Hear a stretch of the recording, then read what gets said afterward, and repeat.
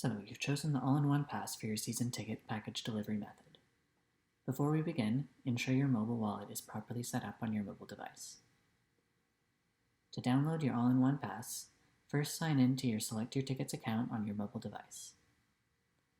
Once you have signed into your account, scroll down to your upcoming events and select the first game in the package. You will see your event with the All-in-One mark.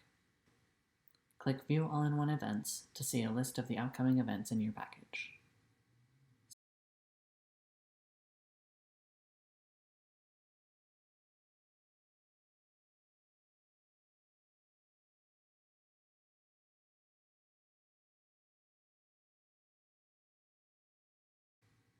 Select the Add to Wallet button to add your All-in-One Pass to your mobile wallet. Navigate to your device's mobile wallet. In it, you'll find your pass with the All-in-One marking for your upcoming event.